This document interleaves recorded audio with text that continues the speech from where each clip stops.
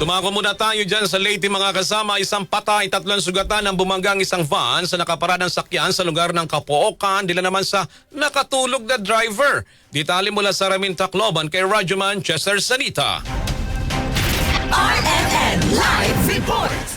Isa ang binawian ng buhay habang 3 ang sugatan na matapos bumangga ang isang pampasaherong van sa mga nakaparadang sasakyan at mga pedestrian sa Barangay Balud, Capoocan, Leyte kahapon ng December 30, 2025. Kinilala ang nasawi na si alias Ron, isang estudyante at residente ng lugar. Naipit siya sa pagitan ng mga sasakyan matapos salpukin ng naturang van at idineklarang dead on arrival sa Carigara District Hospital. Minamaneho ang pampasaherong van ni alias Ray, 28 years old, residente ng Villarreal, Samar, na umano'y nakatulog habang nagmamaneho papuntang Kanang Leyte na siyang itinuturong dahilan ng aksidente. Kabilang sa mga nasugatan ng isang 9 anyos na lalaki na agad inasikaso ng MDRRMO Capoocan. Samantala, 2 pedestrian naman ang dinala sa Eastern Visayas Medical Center para gamutin. Nadamay din ang ilang nakaparadang sasakyan at isang sidecar. Kasalukuyan ng nasa kustudiya ng pulisya ang driver ng van para sa investigasyon. Kasama mo sa RMN Tacloban, Radyoman Chester Sanita. Tatak RMN.